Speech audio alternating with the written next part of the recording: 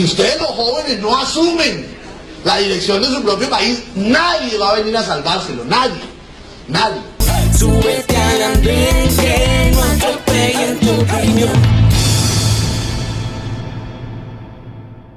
Seguimos en el andén de Blue Radio para que no atropellen la opinión, gracias a quienes nos siguen a través de las estaciones de Blue Radio, en bluradio.com y en Noticias Caracol, ahora en YouTube. Este año, a pesar de la pandemia, hemos visto cómo lamentablemente han seguido y crecido las masacres en Colombia, esas que el gobierno ha querido denominar como homicidios múltiples, pero que de fondo son lo mismo, terminan siendo muertes violentas, asesinatos de colombianos en muchas regiones del país. Juan Diego Restrepo es el director de Portal Abierta, del portal Verdad Abierta, y que es el que mejor ha documentado quizá en el país el conflicto armado. Juan Diego está en Medellín y se sube esta noche en el andén. Juan Diego, bienvenido. ¿Qué tal va todo? Hola Ricardo, hola a todos los oyentes. Muy bien, todo muy bien en medio de este año tan confuso, ¿no? De este año tan complejo. Pero ahí vamos haciendo periodismo y trabajando mucho. Muy raro. Más difícil salir a las regiones, tener contacto directo con las fuentes por esta pandemia, ¿o ya se ha ido normalizando todo? Para nosotros se ha ido normalizando. Nosotros, pues por decisiones, digamos, administrativas, no salíamos mucho hasta hace 15 días que comenzamos ya a salir a la región. De resto, hemos hecho todo por medios virtuales, mucha reportería por medios virtuales y la verdad nos ha funcionado muy bien. Si es posible ya en estos momentos hacer reportería por WhatsApp, porque uno lo intenta, pero toca. Claro, te cuento una experiencia. Hicimos un especial sobre el Caquetá de líderes sociales y la mamá y la hermana de un indígena sobre el cual hicimos una reportería en junio, nos mandaron 17 sonidos de WhatsApp contándonos la historia del hijo y del hermano. Y la historia quedó muy buena. Entonces yo creo que existen los medios técnicos. ¿Sabes qué es lo que es difícil? La confianza de las fuentes, que te confíen, que confíen en los medios. Ese sí es más difícil, pero Verdad Abierta tiene, pues en las regiones, gran reconocimiento y no se le ha dificultado tanto. De hecho, este domingo publicamos otro informe grande, amplio, sobre el Guaviare y la situación de líderes y la destrucción de la selva. También se hizo por medios virtuales y telefónicos. Es posible hacer, o sea, la respuesta es posible hacer reportería siempre y cuando los periodistas y el medio tengan confianza. Claro, para que le cuente una cosa u otra, termina acercándose previamente para ganarse esa confianza que usted dice, que eso es lo difícil de lograr en lo digital, ¿no? Claro, es que mucha gente en estos medios no confía, todavía hay como un poco de paranoia, de que me están chuzando, me están grabando, esto lo van a tergiversar, pero todo es lograble, Ricardo y oyentes, todo es lograble y Verdad Abierta lo ha logrado. Diego, estaba viendo el mapa de ustedes, el mapa que han hecho sobre las masacres, sobre 72 masacres este año. ¿Por qué? ¿Por qué estamos viendo otra vez ese surgimiento de lo que se veía antes similar al fenómeno paramilitar? ¿Por qué estamos viendo otra vez ese modus operandi, esas masacres en muchas regiones de Colombia? Ricardo, hay que precisar, llevamos 72, creo que ya estamos en 73, porque estábamos revisando una.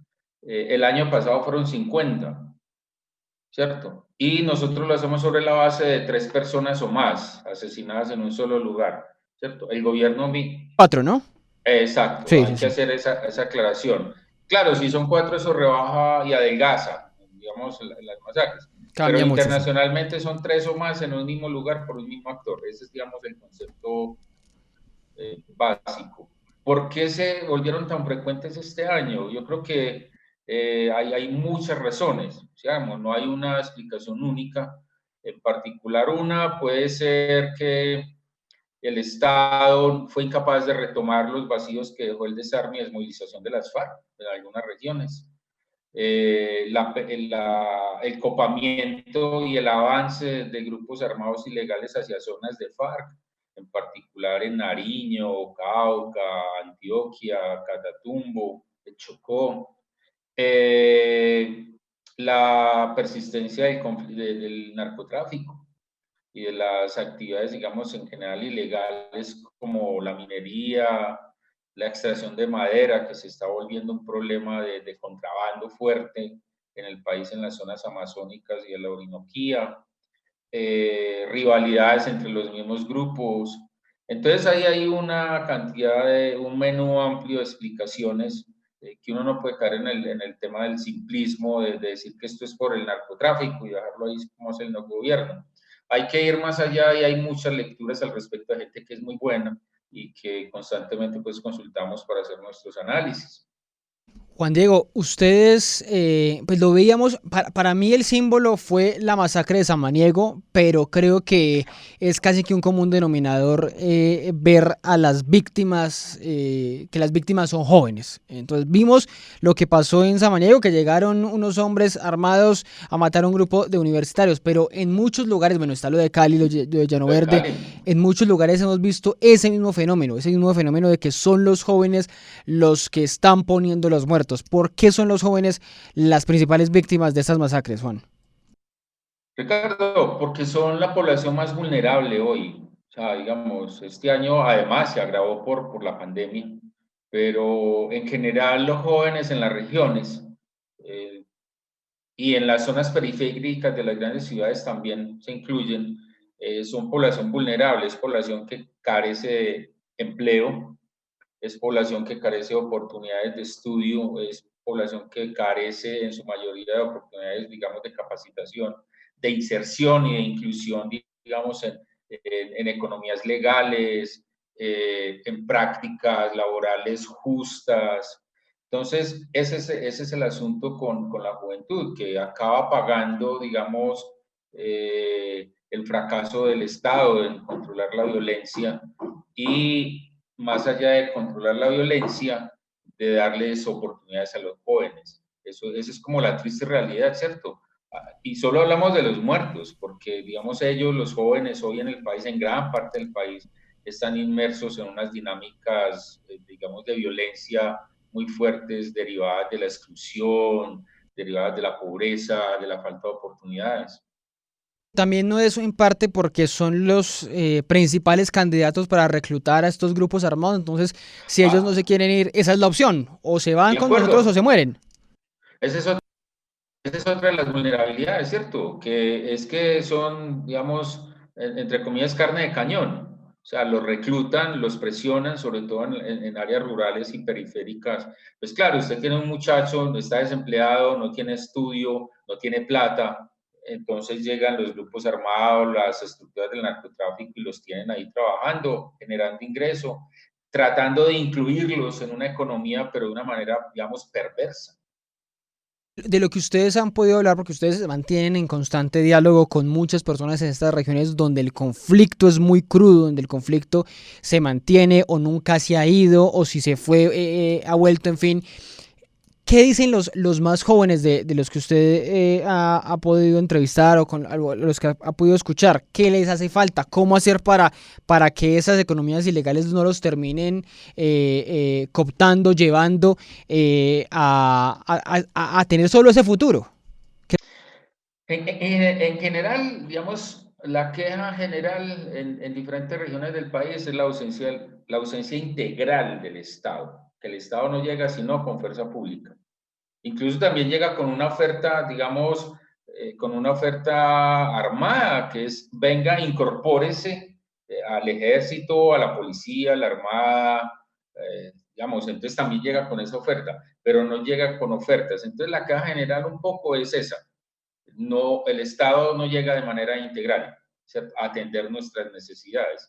Y ya en lo particular, digamos, hay una queja constante por la desatención en lo que te digo, en zonas donde el Estado históricamente ha sido incapaz de estructurar ofertas de estudios superiores, por ejemplo.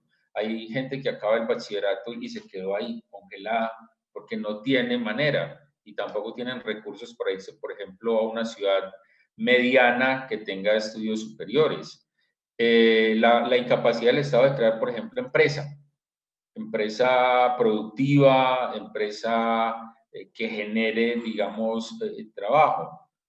Hay zonas donde se podrían pensar en proyectos productivos de transformación, digamos, agroalimentaria, de productos agrícolas, pero tampoco hay esa oferta ni desde el Estado ni desde lo privado. Eso es más o menos. Entonces, claro, ellos se enfrentan en su día a día a ver armas, a ver narcotráfico, a ver cultivos, a ver minería. La minería, pues, es una gran opción para los Es jóvenes. otra posibilidad, Claro, sí. en donde ganan, digamos, si logran ver el brillo, por decirlo de alguna forma, pues ganan un montón de plata en unos días de trabajo, que no se lo da ningún trabajo, digamos, legal, pero que si hubiese un trabajo legal ellos no tendrían por qué estar ahí al servicio de, ¿cierto? Entonces creo que esa es en general la queja del Estado, de los jóvenes, ¿dónde está el Estado de manera integral? No solo tropa, ni solo ejército. Que no solo llegue el ejército, sí.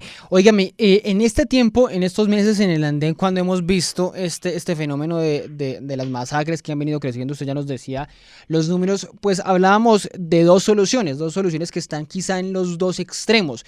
Se hablaba de entonces, no, es que el glifosato va a ayudar a solucionar a evitar estas masacres, porque se habla de la ecuación de que con glifosato hay menos cultivos, y si hay menos cultivos hay menos disputas en las regiones. Y del otro lado se habla que la solución a todo esto es la legalización de las drogas. Incluso hay proyectos cursando en el Congreso de legalizar la cocaína, toda la cadena del negocio de la coca. ¿Ve utilidad en alguna de estas soluciones? Yo sé que usted me decía, no, esto no es simplemente narcotráfico, pero para las masacres que sí están relacionadas con el narcotráfico, ¿hay solución, hay utilidad en estas soluciones? Eso uno, digamos, románticamente podría decir que sí, ¿cierto? Pero yo he venido como construyendo una explicación y una respuesta a eso, porque varias veces me la han hecho, y yo creo que sensatamente eso no se puede. Usted no puede legalizar las drogas. Usted puede legalizar la marihuana, ¿cierto? Empezar por una legalización escalada o escalonada, digamos, de las sustancias psicoactivas, empezando por la marihuana, que es la menos dañina. ¿Cuál es el asunto de legalizar drogas que internacionalmente son complejas como la cocaína? Que si usted legaliza en el país la cocaína, el problema de la cocaína es que el negocio es exportar, ¿cierto? La cocaína en Colombia no es rentable. Pues, digamos, no es tan rentable como si usted vende aquí un gramo, yo no sé cuánto vale un gramo, 40, 50 mil pesos, pero que si usted lo vende en los mercados internacionales, eso son 20, 40, 50 Claro, el mercado va dólares. creciendo de aquí a México y de México a Estados Unidos y Europa y Asia, pero no acá.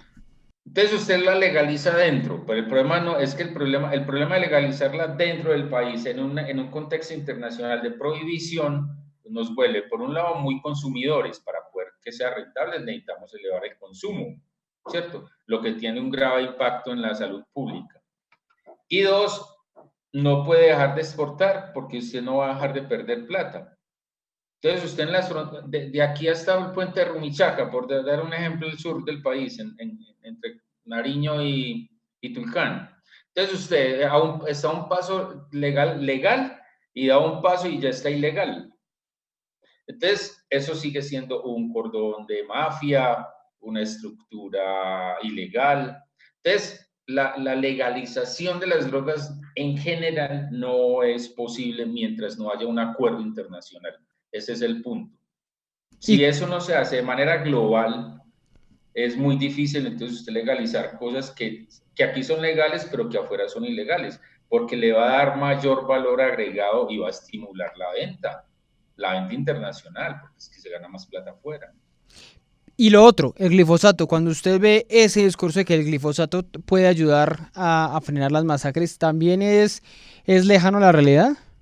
Sí, claro, porque es que usted, ¿qué es lo que usted ha jugado con? Pongámosle un ejemplo a los oyentes. Inflen una bomba, ¿cierto? Y la cierran y la dejan inflada y comienza a presionar. Usted hunde una parte, pero se sube en otra. Eso es lo que llaman el efecto globo, ¿cierto? Entonces usted bombardea con glifosato, qué sé yo, Nariño, zonas de Nariño, allá en el piedemonte nariñense. Pues la gente que hace se traslada los cultivos para otro lado.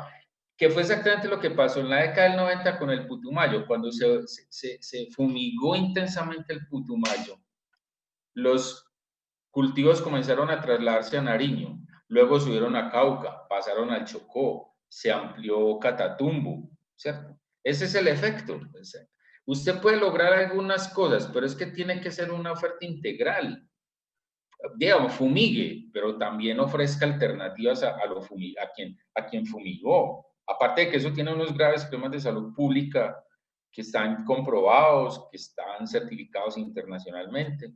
Entonces, fumigar tampoco es la solución. Es una presencia integral del Estado en regiones donde nunca ha estado de manera integral y mandar, qué sé yo, trabajadores sociales, sociólogos, antropólogos, economistas que reemplacen a la tropa, porque es que la gente en el campo no puede seguir viendo contingentes militares atacando su manera de vivir.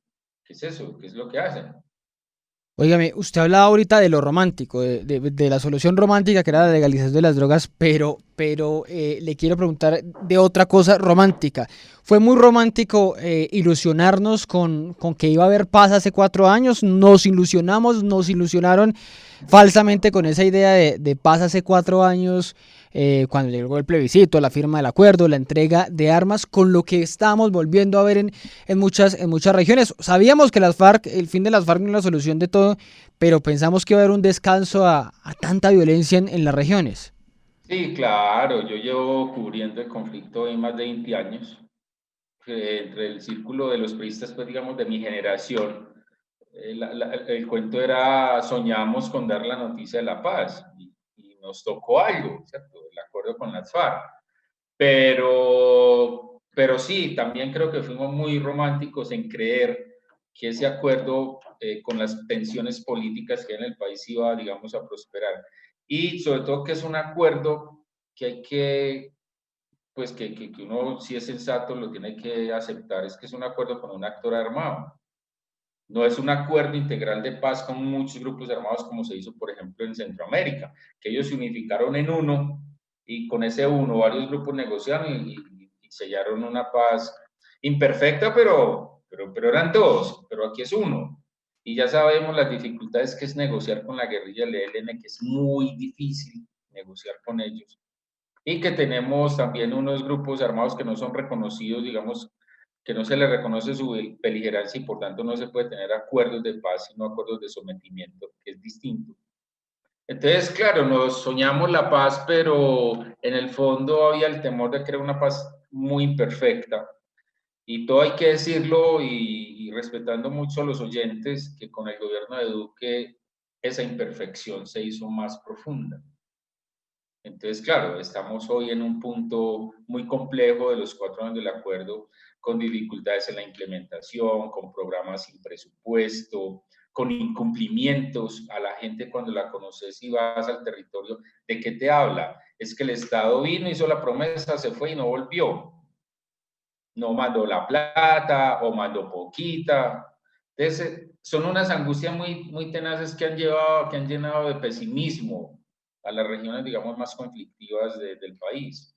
Y fuimos muy románticos, eso hay que decirlo, hermano, al principio. Sí, sí, Los que sí. votamos sí fuimos convencidos profundamente y cuando vimos los resultados lloramos, hermano, porque era muy doloroso ver que medio país no aceptaba un acuerdo de paz, una cosa absolutamente compleja, ¿no?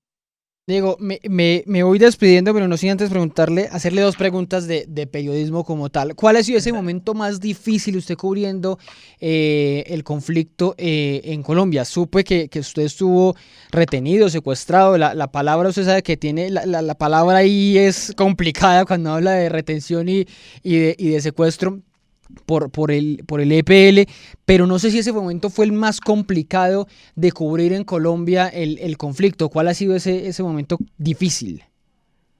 En lo personal puede ser eso, pues eso es anecdótico, eso no me generó mayor susto una tarde, pues eso no tiene para mí. En la historia es una anécdota más de algo. Yo creo que el momento más complejo periodísticamente de cubrir en mi carrera fue, digamos, el tema del entender por qué los resultados del plebiscito fueron esos. Ese fue uno, ¿cierto? Y hoy es muy difícil, digamos, hoy nos reta mucho a los periodistas que estamos en estos temas cubrir las masacres, por un lado, porque son unas lógicas que uno trata de entender y no las alcanza mucho a dimensionar, y por qué siguen matando líderes sociales. Creo que esos son unos asuntos muy retadores, más allá, digamos, como te digo, de la experiencia personal, ¿cierto? Pues sí, uno tiene eventos diarios, sustos, pero conceptualmente, para transmitir una información, digamos, rigurosa a la gente, se nos hace muy complejo. Nosotros pensamos, nos sentamos, todo el equipo, qué vamos a hacer, esto cómo se cubre, porque hay cosas muy complejas que no, y más uno medio encerrado también, se le escapan, ¿cierto? Entonces, son esos dos puntos, pues unos Sí. resultados de un plebiscito doloroso, como te digo, porque confiábamos en el sí, y ver que eso 4 años después está muy complicada la implementación, y dolorosamente son las comunidades rurales, indígenas, afros, campesinos, los que llevan de todo este agite de hoy.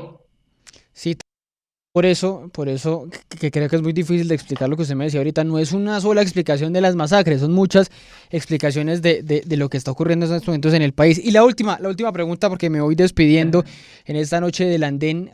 ¿Cómo está viendo el periodismo en estos momentos? Estamos viendo, bueno, en los últimos días, hace varios días, vimos lo que pasó con la revista Semana.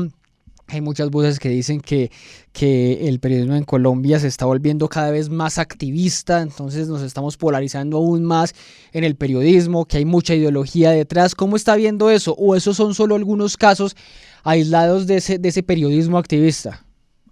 No, lo de Semana es una crisis empresarial, o sea, y una transformación empresarial. Es que tampoco hay gente que cree que por lo que pasa en Semana todos estamos en crisis. Digamos, hay una crisis empresarial y unos cambios, gústele o no a uno, pues a uno no le tiene por qué gustar los cambios de la empresa privada. Pero yo creo que es eso, digamos. Lo que pasa es que Semana es tan importante que impacta en lo nacional y se toman decisiones. Lo que sí creo es que el periodismo, hay un periodismo tradicional que está conflictuado por las tensiones económicas que se agudizaron con la pandemia, ¿cierto? Que tuvieron que cesar personal, reducir costos normales para cualquier empresa. Pero más allá yo lo que creo es que hay toda una confrontación ideológica de dónde tiene que estar parado el periodista hoy, ¿cierto? ¿En qué ideología? Yo lo que creo para responderte a vos y también como asunto de cómo responde uno a estos momentos es que hay que hacer más periodismo. O sea, no hay que dejarse amilanar por la situación, hay que hacer más periodismo, hay que hacer periodismo mucho más riguroso. Este es el momento del periodismo de investigación. Yo creo que estamos llegando a unos escenarios donde se requiere mayor investigación. De las crisis, que eso que llaman crisis no tienen por qué asustar. Yo creo, soy de los que creo que, y un día de eso, en un mes conversamos, la crisis de Semana nos lleva, por ejemplo, a portales como Verdad Abierta, a tener mayores seguidores, porque la gente está buscando ofertas y las ofertas existen. No hay que ser tan pesimista en decir que porque se cerró Semana ya nadie informa. No, lamentable Ah, no, de Semana. acuerdo. Lamentable Semana y digamos, y fue nuestro parámetro. Yo escribí ahí algunas columnas, me gustaba, fue una tribuna, pero el periodismo sigue, el periodismo se resiste a todos estos embates, digamos, de la empresa privada, de lo político, de lo ideológico.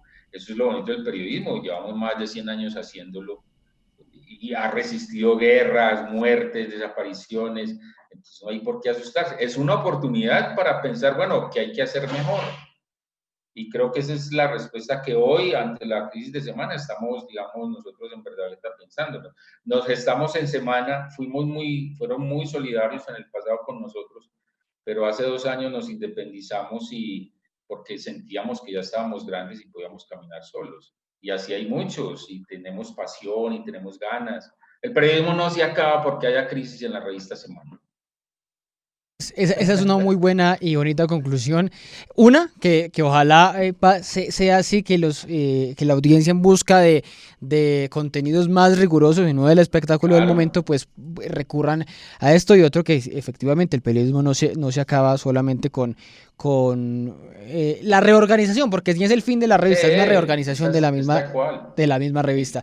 Pues Juan Diego, fue muy grato hablar estos minutos, que conversáramos sobre esto, de cómo estamos viviendo en medio de la pandemia, otra crisis que es la del conflicto armado, que lamentablemente no cesa en Colombia, y también hablar un poquito de periodismo. Juan Diego, muchas gracias por estar subido en el andén. No, Ricardo, muchas gracias a vos por invitar, y como te dije en un chat, me encanta el jingle del andén. Es una cosa es bien pegajoso. Sí, me encanta, y muchas gracias pues por este momentico. Bueno, Juan Diego, un fuerte abrazo para usted. A ustedes también muchas gracias por acompañarnos en el andén de Blue Radio. Nos escuchamos la próxima semana con otro personaje y otro debate aquí en el andén, para que no atropellen la opinión. Súbete al andén, que no atropellen tu opinión. Súbete al andén, que no atropellen tu opinión. Aquí tú podrás compartir, debatir lo que a ti, lo que a mí nos pueda interesar. Son muchas voces unidas en una, nadie te viene a callar.